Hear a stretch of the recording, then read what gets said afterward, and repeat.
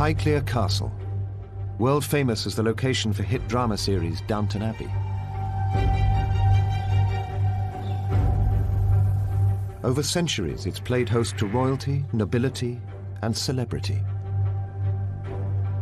It holds unexpected secrets. This is a fairy tale castle with a real-life lord and lady, even a real-life butler. I think it's very important to maintain standards because once they disappear, they will never come back. This is the behind-the-scenes story of England's best-known country home.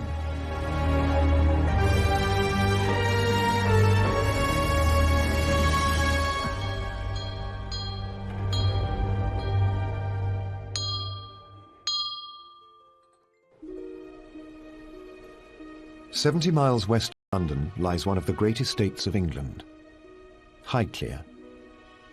A country house nestling in 5,000 acres. That's 5 times the size of New York's Central Park. Highclere is the location backdrop for the successful television period drama Downton Abbey. And walking through its doors is like walking onto the television set.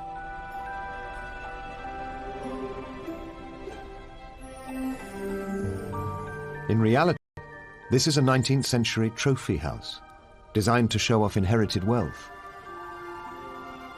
And far more than just a fictional creation. For Highclere is also a family home, for a real lord and lady. The Carnarvon family have lived here for 300 years. Their links with Highclere go back even further. The family have owned the land here since the time of Charles II's reign in the late 1600s.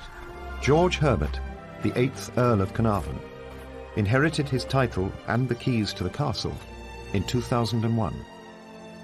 Just 2 years after marrying former accountant Fiona Aitken, the present-day Lady Carnarvon. Good afternoon, my lord. Good afternoon, my lady.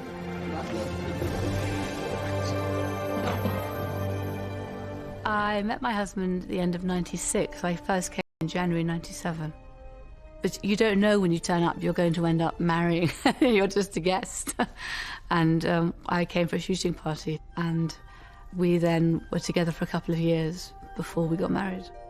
Lady Carnarvon married into a classic English fairy tale life, complete with servants, because an estate like Highclere doesn't run itself. Oh, how wonderful. Dunk, actually, then I'd be really happy. Back in the castle's heyday, an army of 60 servants attended to the lord and lady's every whim. Thank you very much indeed. Today, there's around 20 full-time staff helping manage this historic estate. Our role is really is that we're long-term stewards of the estate for the next generation of the castle and the estate, leaving it for the future generations to enjoy, really. Highclere costs a cool $1 million a year to maintain. So cashing in on Downton's television fame is an invaluable boost to Lord and Lady Carnarvon's income. We really have to do our best to make the whole place earn its living and pay its way and add value where possible. And of course you can't really get any greater value added than finding Downton Abbey being shot at Highclere itself, which adds value in fact to all the enterprises here, in all honesty, because it's really put Highclere on the map. That map attracts 60,000 visitors a year. Most are Downton fanatics. So enthusiastic, and they turn up here and get so excited there's a real Earl and Countess. It's great. It's fantastic, and they've chosen to come here. It's been an extraordinary experience. Millions of television viewers now know and love every corner of Lord and Lady Carnarvon's home. Downton's scriptwriter Julian Fellowes is a friend of the family. He had Highclere in mind as he wrote the hit drama, with a starring role for rooms such as the elegant library. It's the setting for frequent meetings between the fictional Earl of Grantham and his equally fictitious butler. They discuss the fictitious running of their fictitious house. In reality, it was used in the late 19th century by the 4th Earl of Carnarvon as his withdrawing room.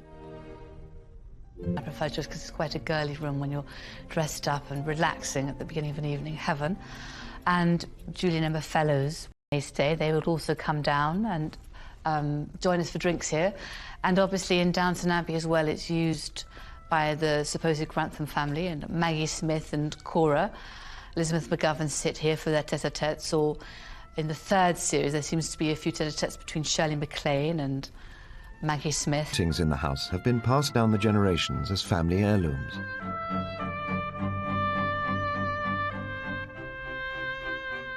The children of the first Earl of Carnarvon hang over the fireplace. In Pride of Place is Lady Carnarvon's Pride and Joy, a 19th century family heirloom. And I moved it here into the drawing room. It was jolly heavy and quite a kerfuffle. Got some professional piano movers in to do it, obviously, but it is wonderful. It's an original Steinway from 1895. It has a beautiful tone. Quite fun to put photographs on it, and some of the music here is my modern, very simple music. Some of it is much more complicated pieces, which were obviously played by predecessors here. The drawing room has changed little through the years. It and other rooms are perhaps the real stars of the Downton drama. It is a very beautiful house, and it seems to never fluffs its lines, does it, in Downton? It always looks great. And the cameramen find different shots of the library or the dining room, or the views, maybe from the tower or maybe up to the towers. It's amazing that your house somehow is being so much part of a story. I sometimes see views of the rooms from an angle that I don't normally appreciate. I think, hold on, where exactly is that? Where are they? A priceless Van Dyck. But there's one secret room you'll never see in Downton Abbey. The smoke. An English manor house tradition from the late 18th century onwards.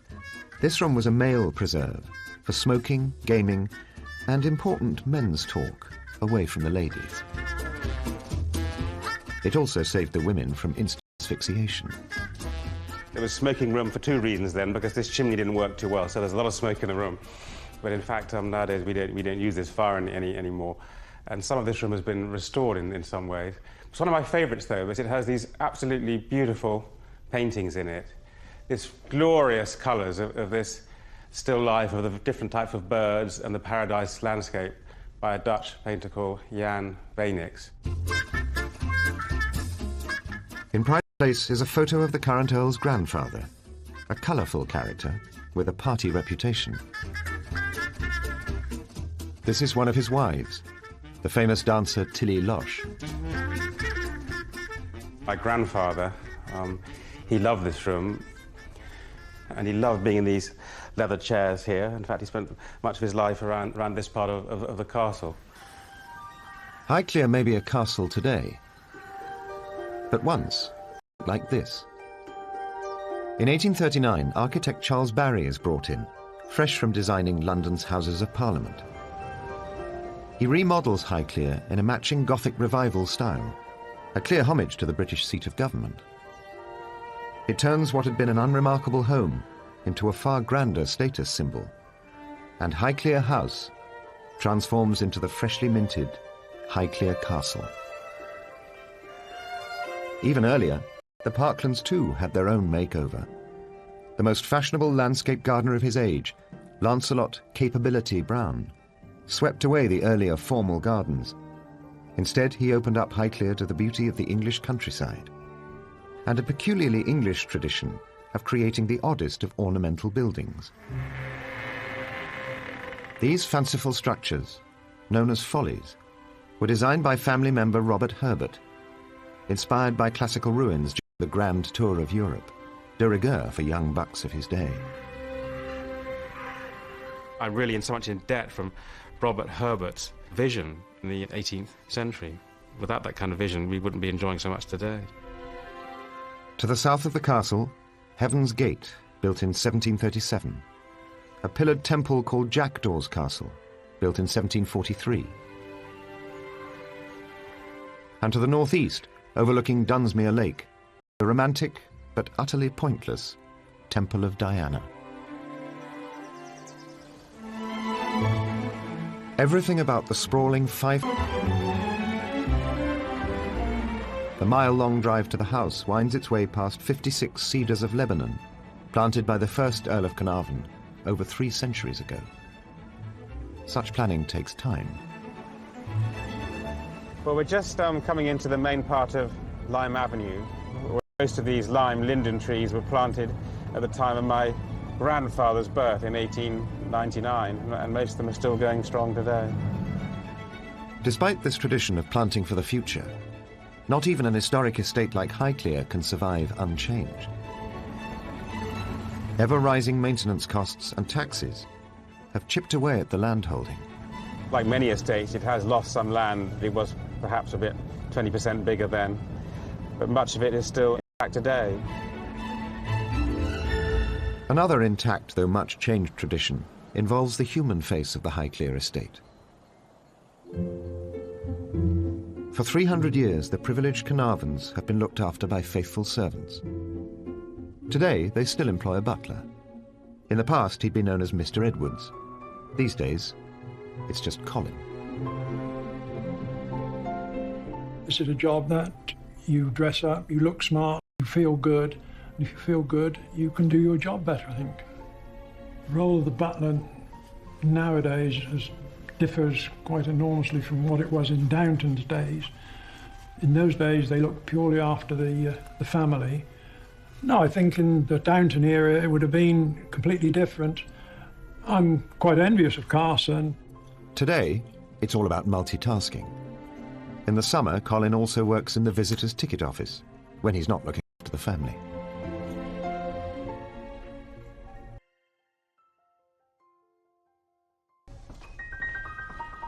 The Highclere butler's role may have changed over the years, but that doesn't stop Colin from ensuring standards remain. The tables have been laid this way for hundreds of years in these type of houses, something that doesn't change. If it does change, it just doesn't look right. I think it's very important to maintain standards, because once they disappear, they will never come back. Colin takes his job seriously. It's become part of his identity, even at home. Oh yes, every breakfast. We always lay this way at home. My wife is in the kitchen preparing and I lay the table.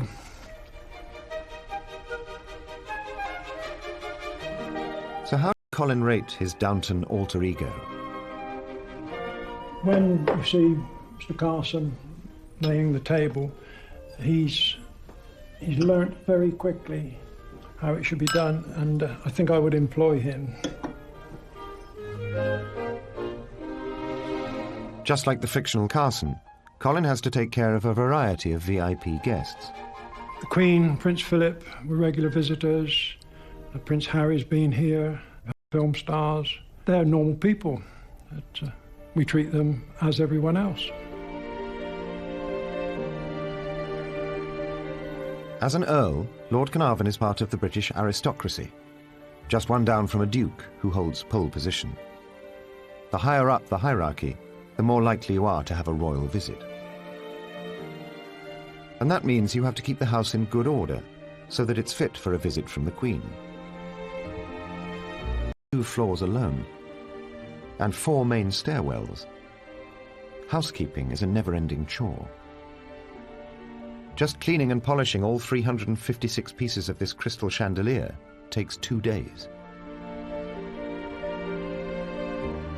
100 years ago, the aristocrats that lived upstairs at Highclere were looked after by a host of staff who worked downstairs. Maids, butlers, valets, footmen, gardeners, gatekeepers and grooms all made sure that the castle ran like clockwork.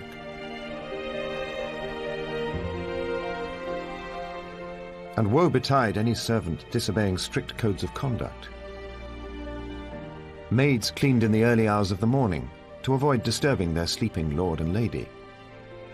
Servants must neither be seen nor heard. Cheap labour provided no motive for labour-saving devices. Everything was done by hand. Electricity came early to Highclere. In the 19th century, only the wealthy could afford it. And new high-tech devices proved handy for summoning the servants. What we have here is the bell board, which every room virtually in the castle has a button in each room which is connected to all the different little bells there. And if someone presses them, the centre then starts waggling, and you can tell which room has called you. The bellboard saved servants the bother of lurking outside a room to see if they were needed, but only if they could get on more efficiently with work downstairs. A few other state-of-the-art household aids have survived the centuries. High in the tower is where unmarried maids once slept, once strictly off-limits to young male footmen, now equally off-limits to tourists visiting the castle. 3 maids shared each tiny room, never far from the call of duty. The only high-tech appliance here was to help in case of fire. The ground is a long way down, so a canvas escape chute could be hung from the window. Maids were taught to keep arms close to bodies, otherwise delicate elbows might catch in the metal hoops. Complementing the inside staff are ground staff looking after the estate. This has been a playground for deer since medieval times. But to protect the vegetation, their numbers have to be kept under control. And so it takes one man and his gun. In the office they call me Robert Hawker, the deer stalker, because it rhymes. Estate for 7 years. Maintaining a healthy population means culling the weaker animals.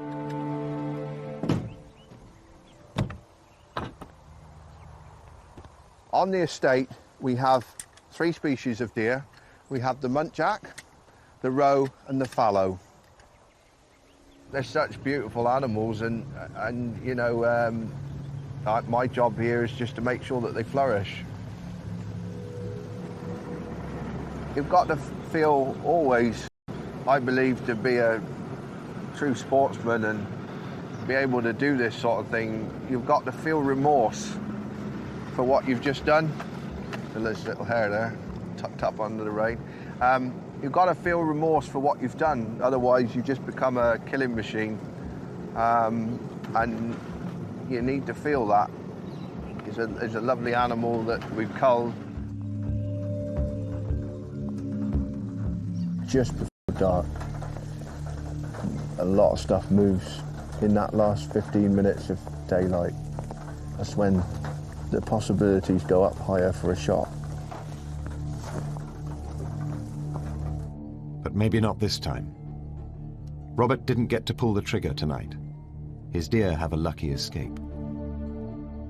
Staff room, Eddie recalls Highclere's golden era. In the old days there, it was all private. Lord Carnarvon had his guests, like he'd invite all, more or less, his old school friends all through the winter, and they'd shoot with one another.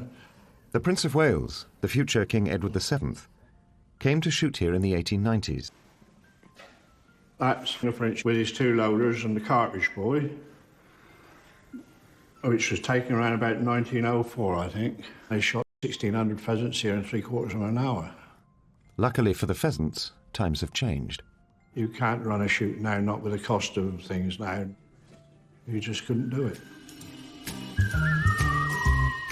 Today, people do still come here to shoot, but as one of the estate's many business opportunities, and the visitors are more likely to be rich businessmen.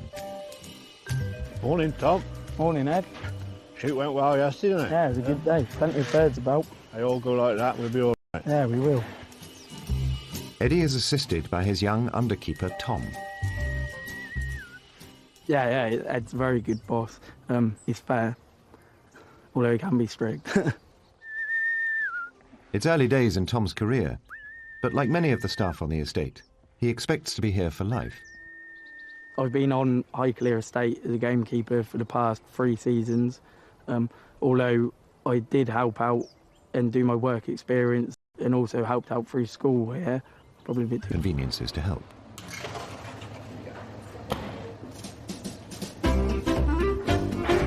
Morning, Paul. Good morning, Here's Ed. a present for you. Fantastic. Morning. Thank you. Yeah. Lovely. Thank you. This pheasant is destined for a mushroom risotto, a dish cooked in this kitchen for more than 100 years. Fantastic. Right. Pheasants would have been eaten here 100 years ago. You know, they're on the land, it's something they can graze off of. It's very safe, it's part of their stable diet. 100 years ago, they would have eaten these on the bone. It's a far superior way of cooking the meat because it stays nice and moist. It was also a golden age for British food, giving birth to celebrity chef, exotic new dishes, and gargantuan 12-course meals. Aristocrats poached their dishes and their chefs from across the globe. Many ingredients came from the continent. Risotto, 1574, found in Milan. Chefs travelled. You know, good houses went on holidays, they found a good cook in the country, and they brought one back. The 5th Earl brought his chef back from Sri Lanka. His recipe for chicken curry is still a favourite on the Highclere menu today. A typical society dinner menu for a party of 20 people cost around $100, double a maid's entire annual salary. Country estates were playgrounds for the rich and famous, and Highclere joined in with gusto. December 1895, the Prince of Wales, the future King Edward VII, arrived at Highclere for the most extravagant weekend the castle had ever seen. For His Royal Highness, nothing was too much money or too extravagant. There were 12 courses at dinner: caviar, truffles, snipe, partridge, oysters, quail, ptarmigan, pressed beef, chicken, galantines, and pineapple. With a full belly, the king retired to his room, refurbished for his visit, with red silk walls and ornate French furniture. In today's money, the bill for 3 days entertaining royalty was an eye-watering $500,000. What do you need?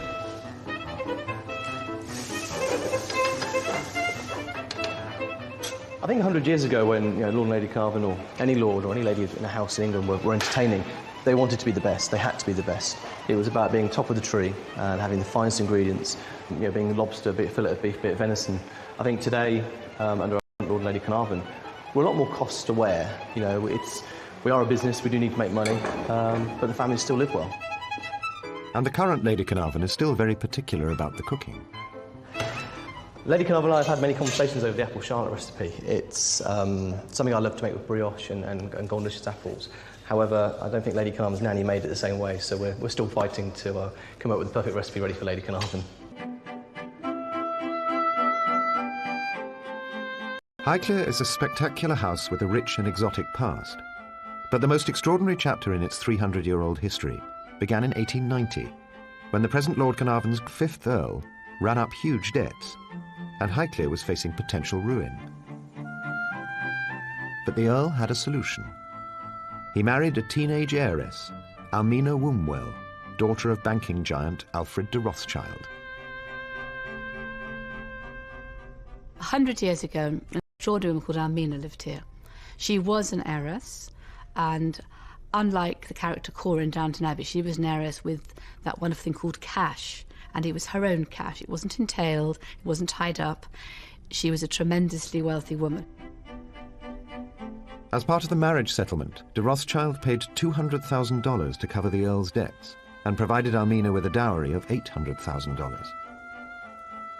Almina's fabulous wealth ensured the flag continued to fly over Highclere, and her mark on the castle survives today. This is a silk wall covering here, which was given as a present to Lady Almina by her father, Alfred de Rothschild, just over 100 years ago now. And he gave her enough silk both for the wall covering and the curtains. In original form, it would have cost thousands of dollars. Nothing was too much for Almina, and her insatiable appetite for the good life. She loved wearing jewels and dancing. She was just barely 5 foot, very trim figure, loved the best clothes, the best jewels. Not only rich, but also the wife of an earl. Unsurprisingly, Almina was a popular society hostess.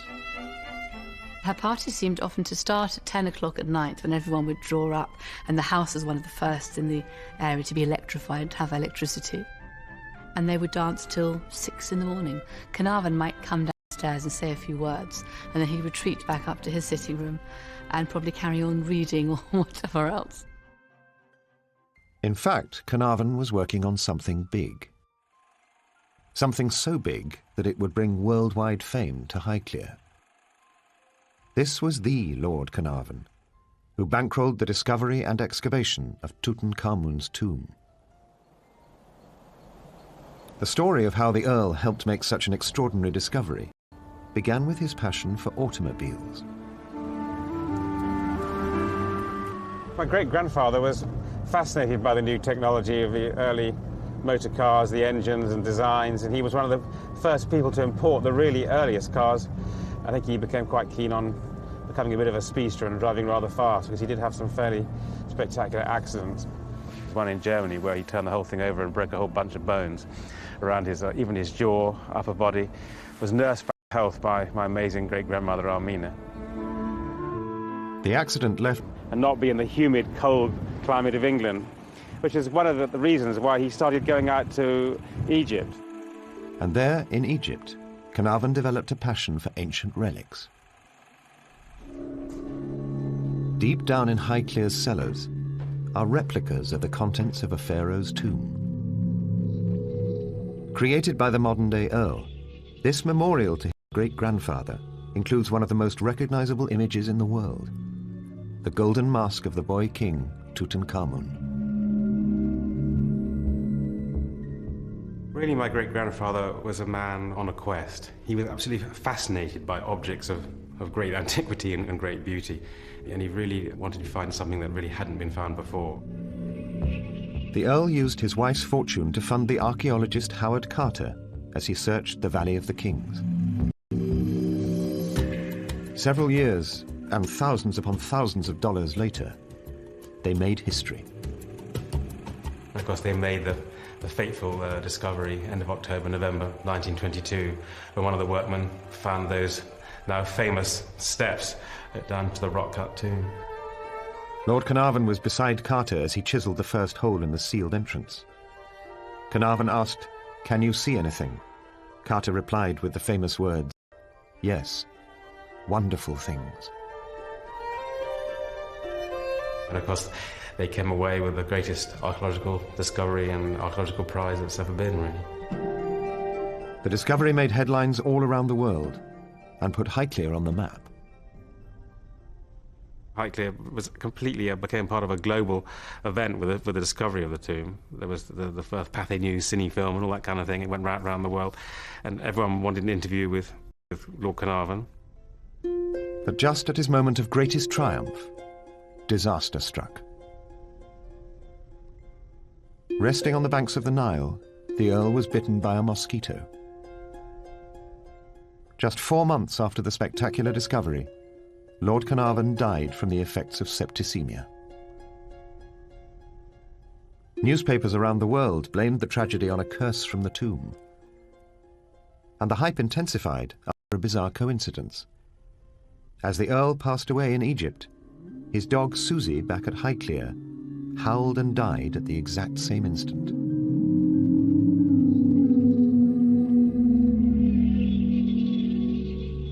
The current Earl celebrates his great-grandfather's discovery with these reproductions in the basement. But upstairs at Highclere, there is genuine Egyptian treasure. In 1988, one of the castle's carefully... One of the really fascinating secrets of the smoking room are these extraordinary cupboards hidden here between the drawing room behind me and the smoking room, which, during my grandfather's life, lay undisturbed and undiscovered for some 62 years, and we never knew anything about it. And my grandfather was superstitious and never said anything. So after he died, my father and his butler, Robert Taylor, were looking at all the different things in the castle, and Robert says to my father, "Well, my lord, there might be some Egyptian stuff." And my father says, "Well, I don't believe that. There just can't be any." Took him here, and they pulled out the furniture apart and went in here, and there are these extraordinary objects.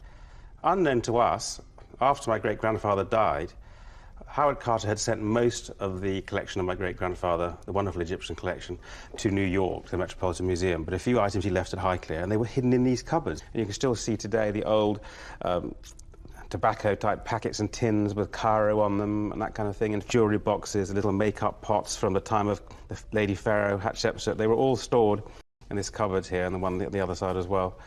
So these houses give up secrets in strange places, and we have a connection with 3,000 or 4,000 years into the past of ancient Egypt. But that connection is bittersweet, leading to the death of one of the family's most enterprising earls. So we're now en route, slowly heading up Beacon Hill to see the grave of my great-grandfather. And of course his grave lies at over 800 feet above sea level at the summit of Beacon Hill, which is an ancient Iron Age fort and has spectacular views in all directions. The earl's body was brought back from Egypt and laid to rest at this, the highest point on the Highclere estate.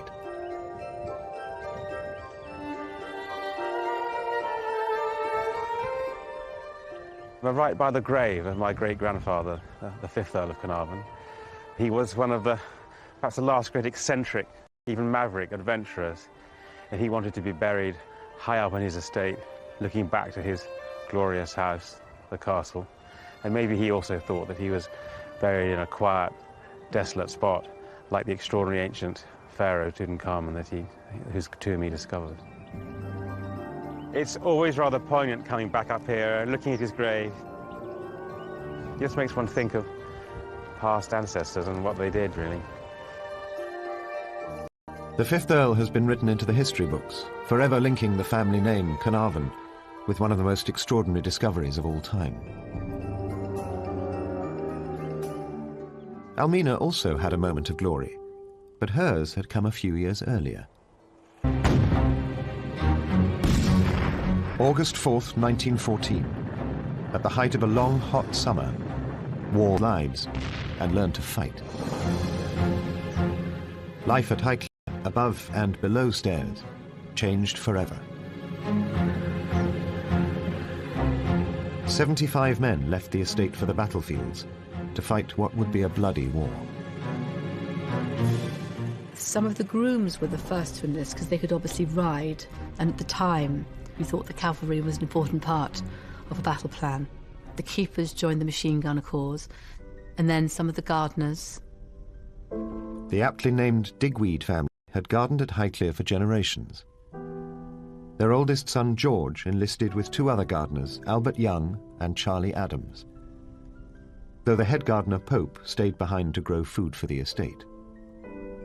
Yet the upstairs side of Highclere also made sacrifices. Society girl Almina set aside her life of privilege to care for wounded army officers. She had decided that she wanted to turn this house into a hospital. Almina organised doctors and surgeons and hired 30 nurses. Highclere was transformed into a makeshift hospital for hundreds of men. Blinds were fitted to all the south-facing windows to offer shade for her patients. The journey home from the front wasn't easy, but the ones who survived were met at the door by Lady Almina. She welcomed the first 30-odd patients in September 1914. As the officers began to arrive, the enormity of the situation became apparent. 2/3 had injuries to bones from shrapnel and gunshot wounds. So the resourceful Almina adapted her plans. She turned part of Highclere into an operating theatre.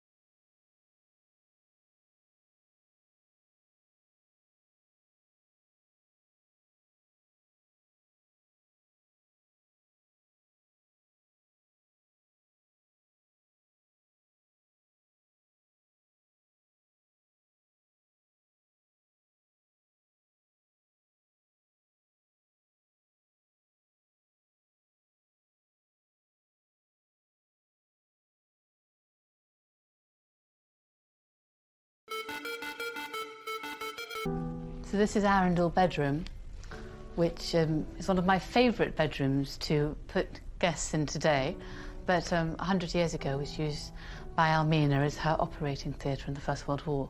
I imagine it's because it was near the stone staircase which could be used by the staff, and this was where apparently there used to be operations every Monday when the surgeons would come down by train from London. There was the orthopaedic injuries, the broken legs, the broken arms, the broken hands, which were sent back across the water to England. So many of them had not merely a bust leg or bullets in their calf, but also gangrene and dysentery. So Almina was faced with some quite tough cases. While the officers were convalescing, Almina spared no expense to make them comfortable. Silver service dinners were followed by cards in the library. Highclere was a haven for the wounded. In the archives are hundreds of letters from grateful patients and families, testimony to the work of Almina. I was indeed lucky to be sent to Highclere, and shall never forget all your kindness. I arrived feeling an awful wreck and so depressed that I didn't care whether I lived or died. But your sympathy for me and the fact that you stayed with me that first night worked a most wonderful cure. My heart feels too full for me to express the deep gratitude I feel for you, for all you've done for me. Oh, I cannot tell you what a joy it is to be able to do so much already, and my heart feels too full for me to express the deep gratitude I feel to you. Some of the letters are moving because they're obviously written by a right-handed man in his left hand, learning to write from scratch because he'd lost his right hand. But she was an extraordinary woman. She had the money, and if she didn't have the money, she would still have on such a scale and just go for it. What a lot we owe to people who came before us. The war claimed millions of lives, wiping out entire estates and whole family lines. Half of the men sent off to war were dead, wounded or missing, including 13 men from Highclere. Among them, gardeners George Digweed and Charlie Adams were taken prisoner and died in captivity, while Albert Young was killed in action. The end of the war brought massive social and political change and heralded a new era in England. Men who left as servants returned as less deferential, battle-hardened veterans, demanding social equality. A British economy ruined by war demanded new taxes, a shock to the landed gentry, used to income tax at 6%. By the time Lloyd George had his budget right at the end of the First War, it was more like 50, 60. So we weren't really expecting these kind of things with the higher incomes, and a lot of them didn't prepare for it very well. And so they just kept spending money and they didn't think of it with tax. And then things were sold. So a lot of estates began to be broken up. Everyone was struggling to make ends meet. The New World, America, was where the money was, and art was being sold from this country to America to fund the gap and for the families in this country to pay their tax, because their revenue from land and farming was fallen off a cliff. There was very little. The landed gentry could no longer afford large numbers of servants, and a generation educated by war saw greater opportunities in factories, trade and cities. So many aristocratic families simply gave up. In the 1950s and 60s, many British country houses were demolished. Against all the odds, Highclere survived. The present Lord Carnarvon has taken on the challenge of preserving the best of the past. But it can be a daunting task. As Julian Fellowes has said in the Downton script, you don't want to be the Earl that lets the whole thing down and it all goes and collapses, and that's the thing that really sort of hangs over one a bit, because it's been discussed a number of times by Lord Grantham, and of course I feel sort of the same thing. Luckily, business is booming on the estate, and the Earl has been able to spend millions of dollars restoring the castle. Inside the house, the salon with its triple-height vaulted ceiling and the roof above us now, over 2 years, which was a few £100,000, but we definitely had to do it, or we'd be very wet sitting here right now. It never really ends at Highclere. There's always something to be fixing, isn't there? So... Yes.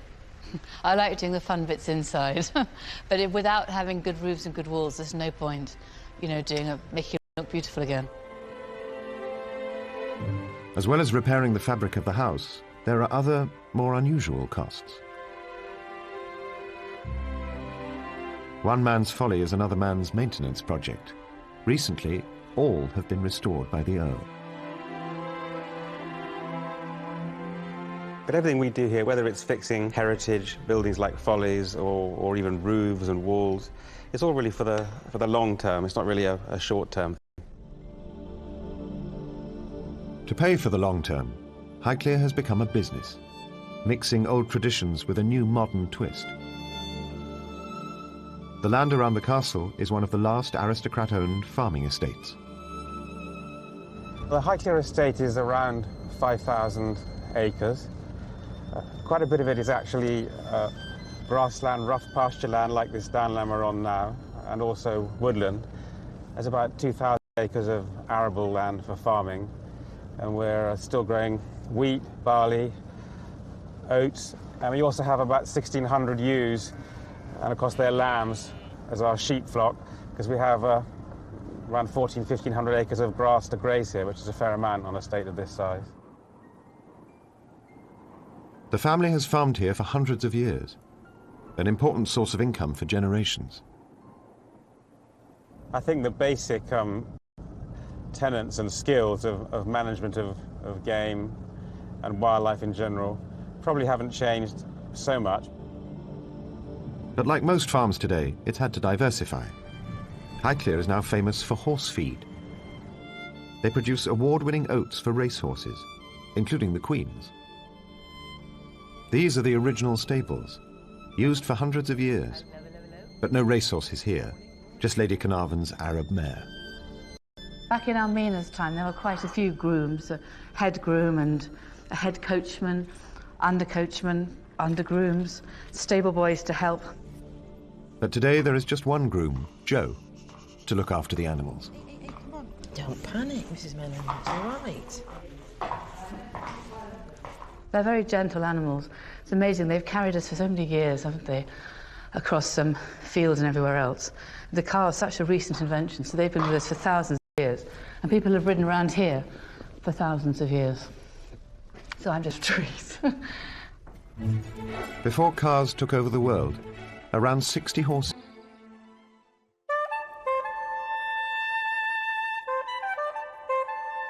Having the keys to a castle is a huge responsibility.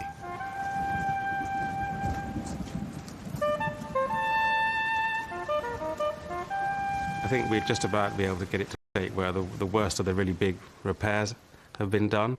That would mean all the difference to me, really, to have achieved that in my lifetime. I can say that, hand over to my son George eventually and say, look, at least, you know, you can build on that. You're not having to go right back to square one with repairs that haven't been done for 150 years. Between them, Lord and Lady Carnarvon are preserving Highclere for future generations. I see my role as I'm trying to support his endeavours to, you know, not drop the baton, to keep this, you know, to continue to live here and look after the landscape and the house and leave it in better nick than we inherited it, in a way that is relevant in today's world. Oh, she's going to pick it up. She's thrilled. With its dedicated caretakers and newfound fame in Downton Abbey, Highclere Castle will remain one of the great estates of England for some time to come.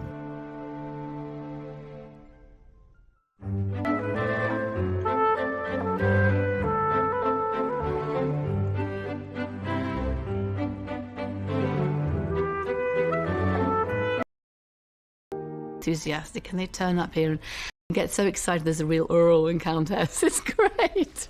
It's fantastic, and they've chosen to come here. It's been an extraordinary experience. Millions of television viewers now know and love every corner of Lord and Lady Carnarvon's home. Downton scriptwriter Julian Fellows is a friend of the family. He had Highclere in mind as he wrote the hit drama,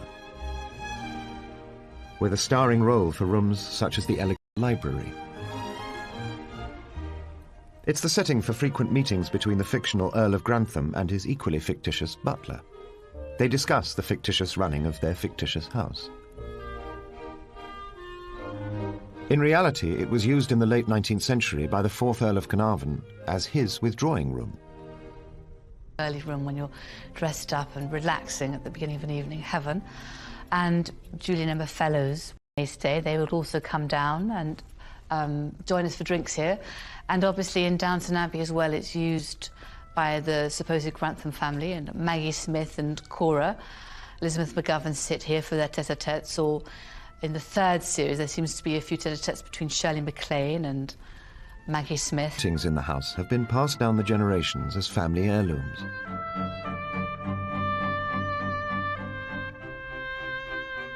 The children of the 1st Earl of Carnarvon hang over the fireplace. In Pride of Place is Lady Carnarvon's Pride and Joy, a 19th century